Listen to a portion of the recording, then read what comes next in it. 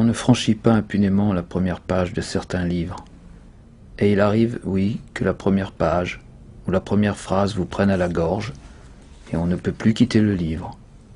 Et ce fut le cas pour moi de Pays lointains. Et le livre refermé, je me souviens avoir décidé de visiter les appartements intérieurs de celui qui avait écrit ça. Or, pour moi, le seul chemin possible pour m'approprier un auteur, c'est de le donner à entendre sur un plateau. Et ce choix m'a conduit à fréquenter pendant près de 3 années la Langue et le théâtre de Jean-Luc Lagarce.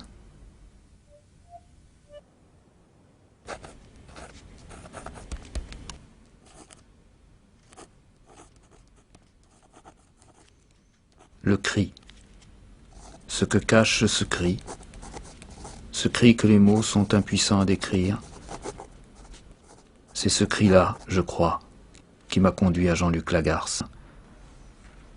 Ce désir qui était le sien lorsqu'il entreprend l'écriture de Juste la fin du monde, qu'il reprendra plus tard dans Pays lointains, d'annoncer, dire, seulement dire sa mort prochaine et irrémédiable, c'est ce cri-là, ce cri muet que je cherchais.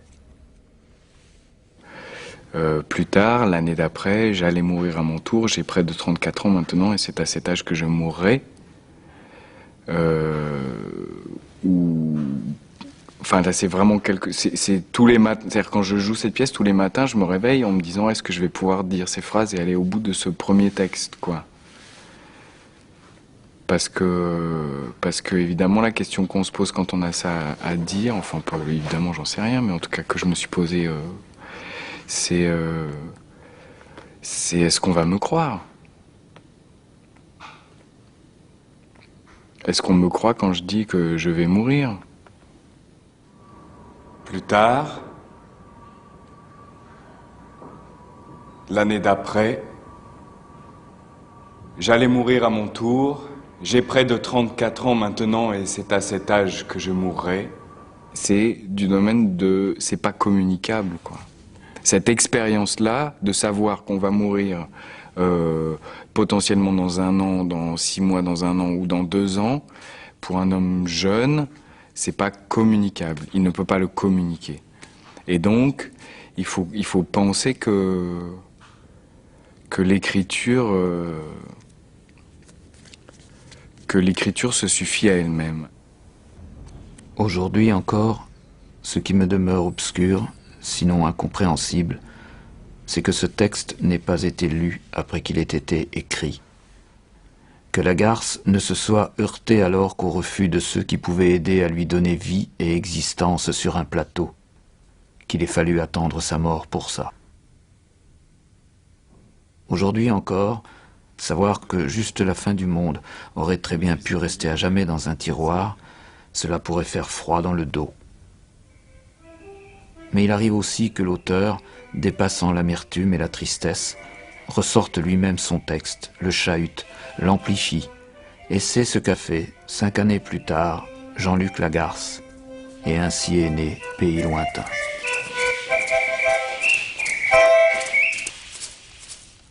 Plus tard, l'année d'après. Une année après que je meure, que je suis mort. Exactement ça. L'année d'après, j'étais resté là, seul, abandonné, toutes ces sortes de choses. L'année d'après, j'allais mourir à mon tour. J'ai près de 30 ans maintenant, et c'est à cet âge que je mourrai. L'année d'après, je décidai de revenir ici, faire le chemin à l'inverse. Histoire d'un jeune homme qui décide de revenir sur ses traces. Revoir sa famille, son monde. À l'heure de mourir. Histoire de ce voyage et de cela, Perdu de vue qu'il rencontre et retrouve. Et c'est ce texte terminal, Pays lointains, que j'ai eu la chance d'explorer à théâtre ouvert, avec de jeunes comédiens issus du Conservatoire de Paris. L'émotion et le froid, c'est-à-dire que je trouvais que dans Juste la fin du monde, moi j'ai essayé de travailler sans la rechercher, mais je pense qu'il est passé une émotion brûlante pour le public et pour les acteurs, du fait qu'il n'y avait là que le tissu familial qu'on connaît bien et que chacun pouvait s'y retrouver. Donc il y a 2-3 choses sur lesquelles faut absolument lutter dans nos têtes, c'est l'idée qu'il y ait des répétitions. Et ça, c'est très important. Il n'y a donc pratiquement jamais de répétition chez la garce. Quand une même phrase est reprise, c'est parce qu'après, il y a quelque chose qui est ajouté et qui change le sens de la phrase. Donc il faut toujours lier ce qui peut apparaître comme la répétition. Tout ça, il faut vraiment le lier à des questions de sens. Sinon, c'est dit d'une manière mécanique, et alors sinon, ça ne fait plus que de la musique. Et ça ne rend pas compte de la recherche, de la quête frénétique d'une précision, quoi. L'année d'après, Plus tard, l'année d'après, j'allais mourir à mon tour. J'ai près de 30 ans maintenant, et c'est à cet âge que je mourrai. L'année d'après, je décidai de revenir ici, faire le chemin à l'inverse. Histoire d'un jeune homme qui décide de revenir sur ses traces, revoir sa famille, son monde. Alors, on le fait juste une fois, en lisant. Hein, en lisant, c'est-à-dire, vous obligez uniquement en lisant le texte. Hein, en lisant le texte. Et en faisant en sorte, c'est pour que vous retrouviez l'énergie de l'écriture, l'enjeu de l'écriture. C'est-à-dire, que chaque fragment entre deux virgules soit vraiment une correction presque de ce qui se dit avant, ou un rajout, donc presque de réénergiser, ça ne veut pas dire de parler de plus en plus fort, hein, mais de renchérir, ou de corriger, que ce soit sans arrêt, on sente l'écriture en travail. Labourer, labourer, labourer. L'année d'après, comme on ose bouger parfois, malgré tout, à peine, devant un danger extrême, les serpents, ces histoires-là, comme on ose bouger imperceptiblement, sans vouloir faire de bruit ou commettre un geste trop violent qui réveillerait l'ennemi, la bête cruelle, l'ennemi, et vous détruirait aussitôt. L'année d'après, malgré tout, la peur, surtout la peur, pouvait m'en empêcher. Peut-être, juste l'année d'après, malgré tout, et d'un seul coup, tu as oublié la peur. Hein, c'est un élément nouveau. Tu vois, c'est toi-même qui fait j'ai oublié d'amener la peur dans l'enjeu. L'année d'après, malgré tout, la peur, surtout la peur pouvait m'en empêcher, aurait pu m'en empêcher. Tous ceux-là qui firent ta vie, tous ceux-là même que tu croisas une heure à peine, ou avec qui tu vécus des années, les gens qui sont ta vie, l'ensemble de ces gens-là, les hommes et les femmes qui sont ta vie. Nous, tous là. Ceux-là vont demander des comptes d'une certaine manière. Demander des comptes. Obtenir quelques récompenses pour leur bon et loyaux service. Chercher de leur côté. Affirmer quelques certitudes. Ne te laisseront pas partir. Définitivement, mourir, ne te laisseront pas mourir sans... Ne te laisseront pas partir. Définitivement. Mourir, c'est plus juste que partir. Donc, ne te laisseront pas mourir sans question. Tu vois, le mot mourir corrige le mot partir. Tu redécouvres chaque mot. Moi, c'est ça que je vois. Le mot promesse, le mot respect, le mot... Quand du coup, on arrive finalement à un mot où la peur, la crainte, cette obligation, chaque mot est vraiment du coup très important et énorme parce qu'on a mis un temps et un travail et un labeur. Mais même moi, quand je leur lisais là, ce qui m'interpellait, c'était que tout le langage intérieur qu'on peut avoir dans la vie de tous les jours, c'est-à-dire là il met tout sur le papier, quoi. C'est-à-dire il n'y a pas uniquement ce qui se dit, mais il y a ce qui se dit dans la tête de chacun. Et donc là tout est révélé et on essaie. Et à chaque fois c'est ce long voyage là pour arriver finalement à un mot. Les j'imagine assez, ça ne trompe pas. Ne vont pas juste te servir et t'aider. Voudront que tu rendes un peu ce qu'ils donnèrent. C'est cette peur de l'affection pure. C'est l'affection pénible. Pénible. C'est cette peur de l'affection pénible, de l'affection. C'est cette peur des sentiments. De l'affection. De l'affection. En fait, là, tu vois, c'est très caractéristique. Hein. C'est cette peur de l'affection pénible. De l'affection. C'est cette peur de l'affection. C'est plus juste que de dire c'est cette peur de l'affection pénible. L'adjectif étant trop. Donc, je l'enlève et je reprends ma phrase. Tu vois ? D'accord. C'est vraiment écrit comme... C'est là qu'il faut vraiment... Et quand on l'entend comme ça, on sourit parce qu'on se dit, c'est vrai, on dit l'affection pénible, pléonasme. Bon, allez hop, donc il enlève pénible, il corrige et je repars. Quoi. Et toi, c'est pareil. C'est comme si, à chaque fois que vous parliez, c'est important parce que en même temps que vous parlez, vous corrigez pour arriver à être le plus proche possible de la vérité de ce que vous cherchez, quoi. Et vous savez que chaque mot compte dans ces cas-là. Faire cercle autour du texte, faire du texte un totem, lui tendre l'oreille. en prendre la mesure, entendre ses murmures, ses cris aussi. Se souvenir qu'il nous précédait, qu'il fut cadence et pulsation avant d'être sens. Passer de l'oreille à la bouche, ne plus être que du verbe. Se demander alors où est passé le corps. Le chercher, puis danser dans les chaînes, avec une gravité semblable à celle que l'on mettait enfant à nos jeux. Je voulais cela.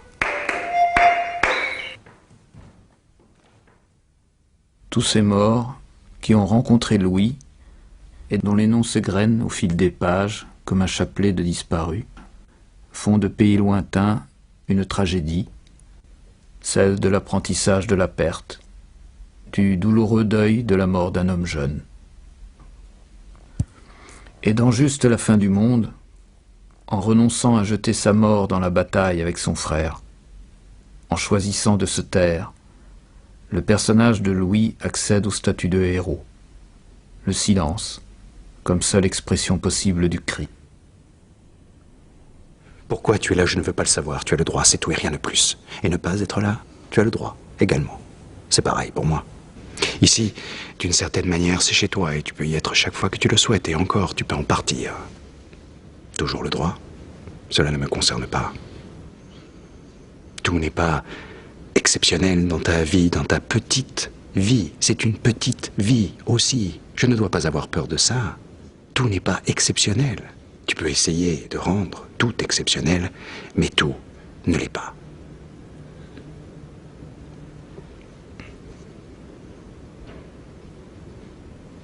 Je ne veux pas être là.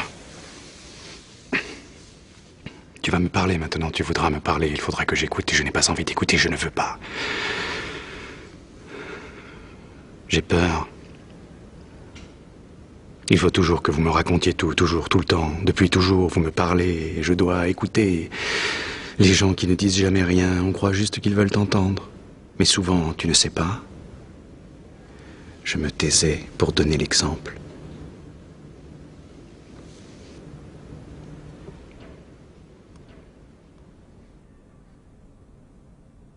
Pourtant, cet acte, je l'ai accompli.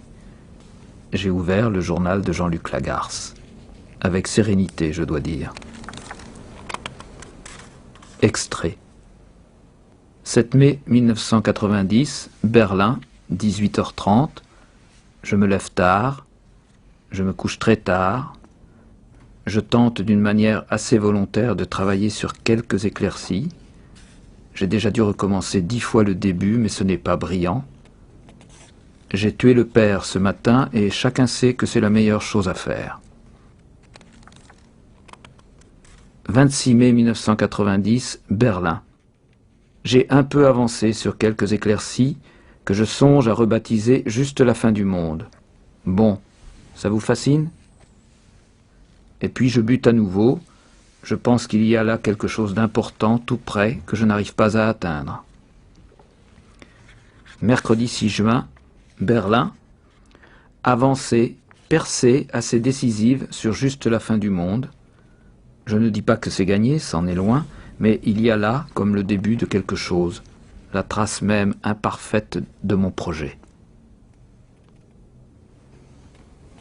Parfois tu nous envoyais des lettres, parfois tu nous envoies des lettres. Ce ne sont pas des lettres. Qu'est-ce que c'est? De petits mots, juste des petits mots, une ou deux phrases, rien. Comment est-ce qu'on dit? Elliptique. Parfois tu nous envoyais des lettres elliptiques. Je pensais lorsque tu es parti, ce que j'ai pensé lorsque tu es parti, lorsque j'étais enfant et lorsque tu nous as faussé compagnie. Là que ça commence. Je pensais que ton métier, ce que tu faisais ou allais faire dans la vie, ce que tu souhaitais faire dans la vie, je pensais que ton métier était d'écrire, serait d'écrire, ou que de toute façon, et nous en éprouvons les uns et les autres ici, tu le sais, tu ne peux pas ne pas le savoir, une certaine forme d'admiration. C'est le terme exact, une certaine forme de l'admiration pour toi, à cause de ça, ou que de toute façon, si tu en avais la nécessité, si tu en éprouvais la nécessité, si tu en avais soudain l'obligation ou le désir, tu saurais écrire. Te servir de ça, pour te sortir d'un mauvais pas ou avancer plus encore. Mais jamais nous concernant, jamais tu ne te sers de cette possibilité, de ce don. On dit comme ça, c'est une sorte de don, je crois. Tu ris. Jamais nous concernant, tu ne te sers de cette qualité, c'est le mot, et un drôle de mot puisqu'il s'agit de toi. Jamais nous concernant, tu ne te sers de cette qualité que tu possèdes, avec nous, pour nous. Tu ne nous en donnes pas la preuve, tu ne nous en juges pas dignes.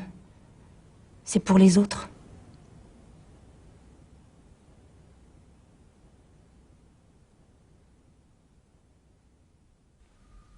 Si le soir, et cela m'arrive, j'arpente mentalement ma chambre d'enfant, si donc je rejoins la ferme isolée et son petit lit bleu, alors j'entends un bruit au rythme lancinant, celui de la sœur cadette qui se berce dans le lit d'à côté. Un balancement qui peut durer des heures et résulte d'une tumeur à l'œil, laquelle s'approche du cerveau. Elle sera soignée et guérie, mais le balancement, elle le gardera jusqu'à l'adolescence, tout en dormant.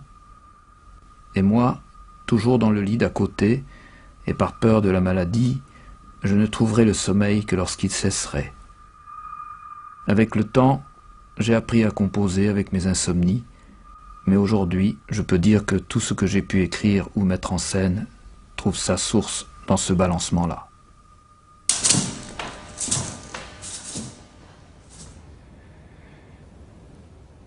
Après ce que je fais, je pars. Je ne reviens plus jamais. Je meurs quelques mois plus tard, une année tout au plus. Une chose dont je me souviens et que je raconte encore après j'en aurai fini. C'est l'été, c'est pendant ces années où je suis absent, c'est dans le sud de la France. Parce que je me suis perdu, la nuit, dans la montagne, je décide de marcher le long de la voie ferrée. Elle m'évitera les méandres de la route, le chemin sera plus court, et je sais qu'elle passe près de la maison où je vis. La nuit, aucun train n'y circule, je n'y risque rien, et c'est ainsi que je me retrouverai. À un moment, je suis à l'entrée d'un viaduc immense. Il domine la vallée que je devine sous la lune. Et je marche seul dans la nuit, à égale distance du ciel et de la terre. Ce que je pense, et c'est cela que je voulais dire, c'est que je devrais pousser un grand et beau cri. Un long et joyeux cri qui résonnerait dans toute la vallée, que c'est ce bonheur-là que je devrais m'offrir. Hurler une bonne fois.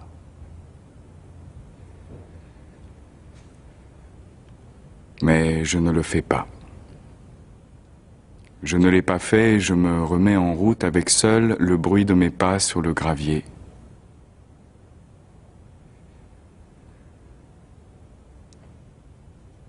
Ce sont des oublis comme celui-là que je regretterai désormais.